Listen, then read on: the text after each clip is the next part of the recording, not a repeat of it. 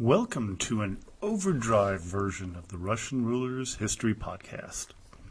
Well, as I promised in my last podcast, I was going to do a reading from Khrushchev's memoirs.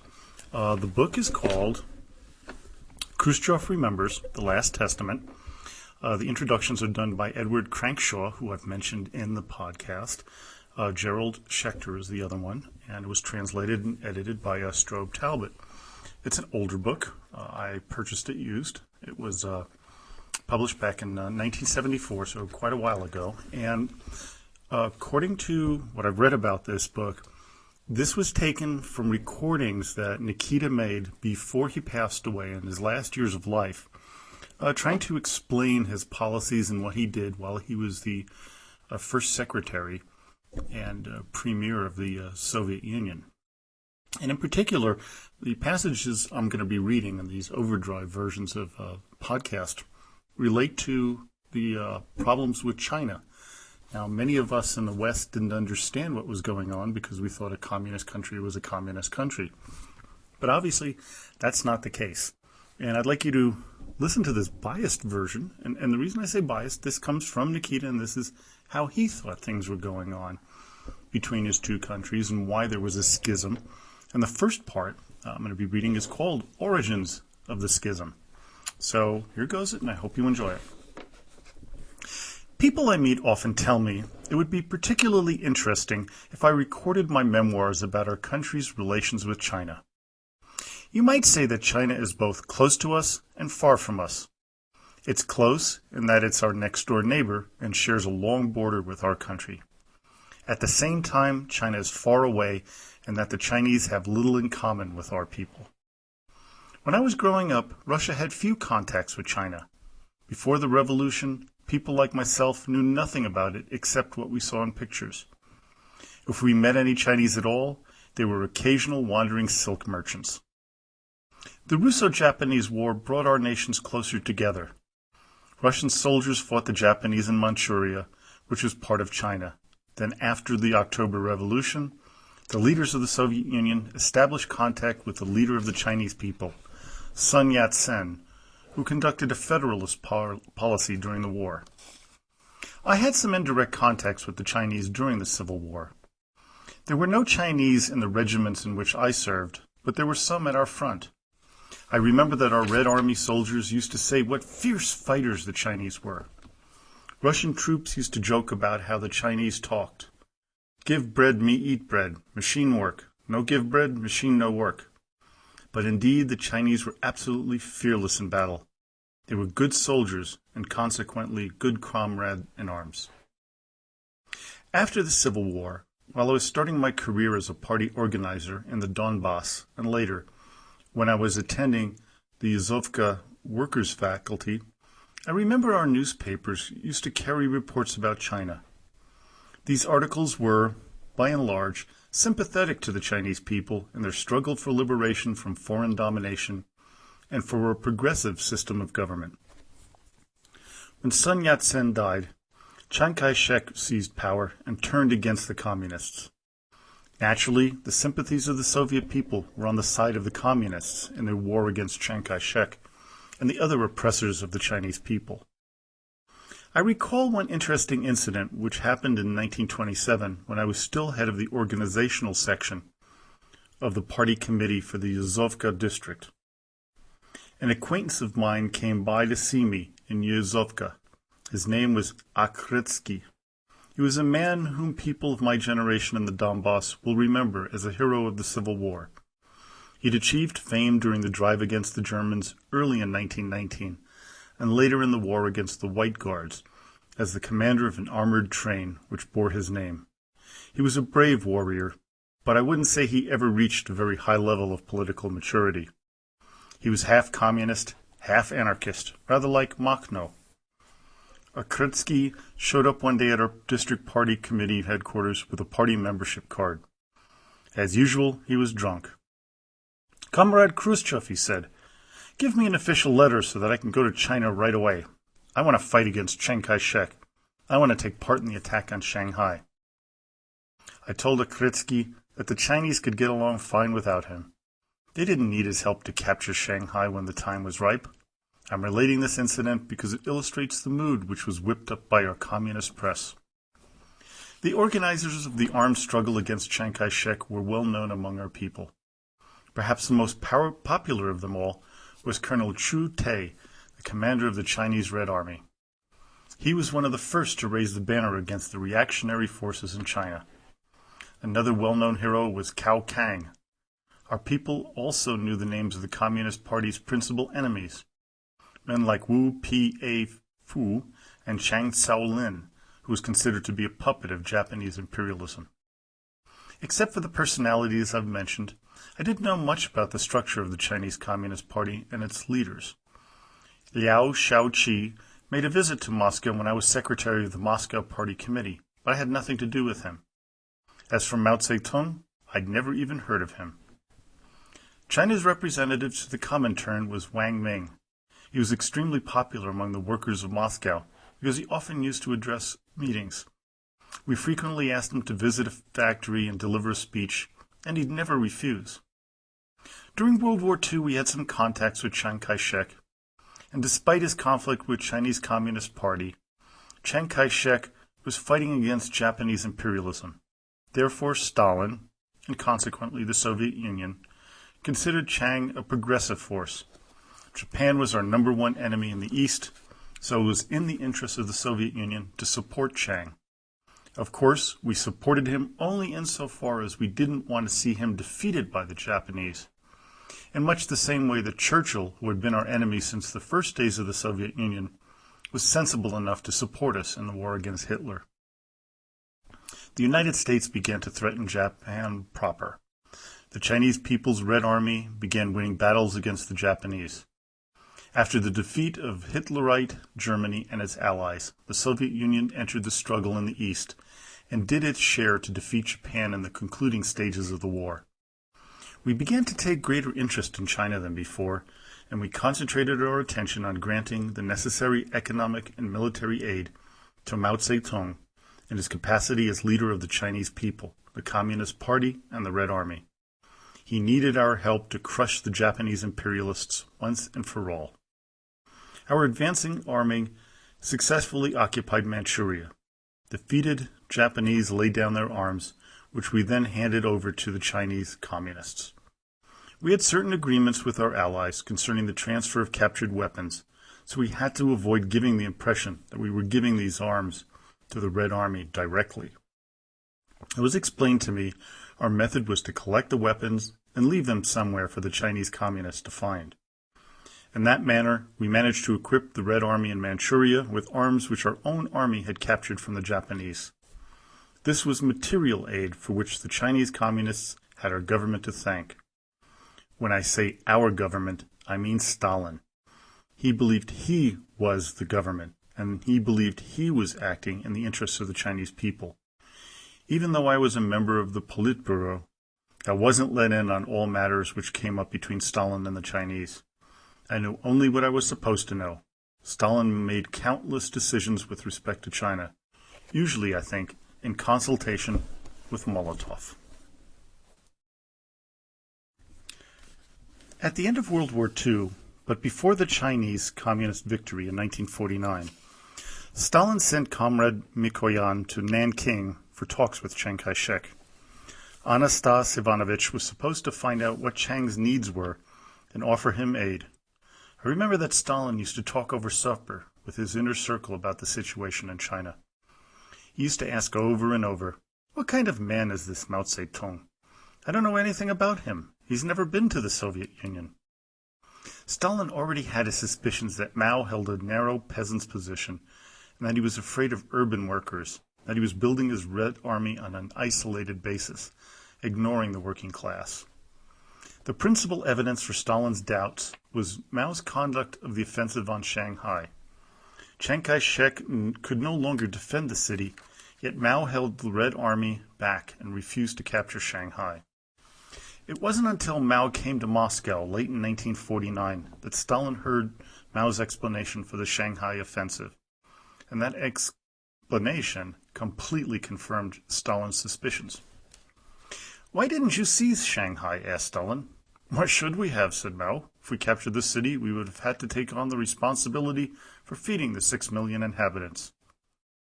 In his war against the bourgeoisie and the landowners, Mao appeared relied on the peasant masses more than on city dwellers. For some reason he believed that the peasantry was more revolutionary than the working class. Rather than enter Shanghai and enlist support of the workers there, he'd worried that the job of providing food for the city would detract from his struggle against Chiang.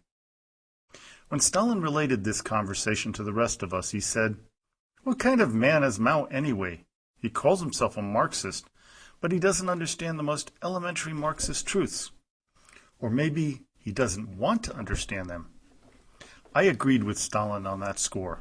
I think he was justified in his doubts about Mao. Mao was in Moscow for Stalin's 70th birthday on December 21st, 1949. I came up from Kiev and ran into a secretary of the Moscow District Party. "Anything new?" I asked him. "Yeah," he said, "we've got this mastodon in town." "What the hell is a mastodon? You must mean Mao Zedong, don't you?" "You know," he said, "that Chinaman." In some reports, Stalin was perfectly hospitable to Mao. He gave dinners in his honor.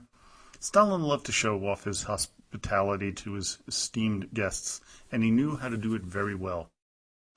But during Mao's stay, Stalin would sometimes not lay eyes on him for days at a time. And since Stalin neither saw Mao nor ordered anyone else to entertain him, no one dared to see him. Rumors began reaching our ears that Mao was not at all happy, and that he was under lock and key, and that everyone was ignoring him. Mao let it be known if the situation continued, he would leave. When Stalin heard about Mao's complaints, I think he had another dinner for him. Stalin was anxious to create the impression that we were on the best of terms with Mao and firmly on the side of the Chinese people. Finally, the Chinese delegation left Moscow and returned to Peking. About that time, the question of Xinjiang came up. And I can't remember whether Stalin discussed the problem directly with Mao while he was in Moscow, or whether the matter was handled through Comrade Mikoyan, who was our first representative sent to China to deal with Mao. During the war, we had occupied and fortified Xinjiang, sealing it off against Chiang Kai-shek. Our occupation of the province had been in the interests of both the Soviet Union and the Chinese Communists. By the time the Communists defeated Chiang and came to power in China, we were in charge of Xinjiang. We had our own people there, and the whole province was working for us. However, after the Red Army's victory, Stalin acknowledged to Mao that Xinjiang belonged to China. Then Stalin made a serious mistake. He suggested to Mao that we organize an international society for the exploitation of natural resources in Xinjiang. The Chinese accepted the proposal without objection, but they were undoubtedly not pleased with the idea.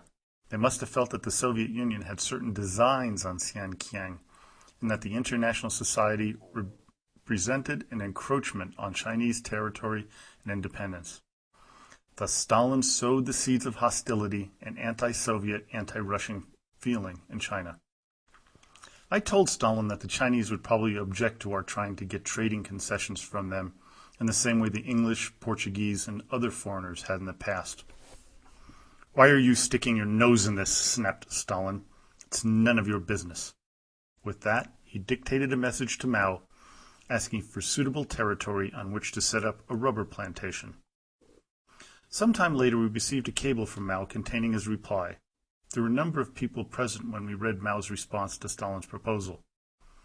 "We agree to establish a rubber plantation for you on the island of Hainan, off the coast of Vietnam, but we do so with certain conditions. Specifically, we would propose that you give us the credits, machinery, and technical assistance necessary to build and operate the plantation by ourselves. We will repay you for this help by sending you shipments of rubber." There was a long silence after Stalin finished reading Mao's message. I avoided Stalin's eyes because I knew he hadn't forgotten my warning against making such a proposal in the first place. Now Mao's reply came as a bitter pill to swallow. Mao, of course, was absolutely right to have responded as he did. He wasn't trying to be offensive. He was simply emphasizing China's rights and pride. We agreed to the Chinese counter-proposal and gave them the help they asked for to establish the rubber plantation. But nothing came of it in the end. I don't think the Chinese were very enthusiastic about the project. They paid us back for our tractors and loans, but we didn't get any rubber out of the bargain. The incident must have left its mark on Mao. Like Stalin, Mao wasn't one to forgive, much less to forget.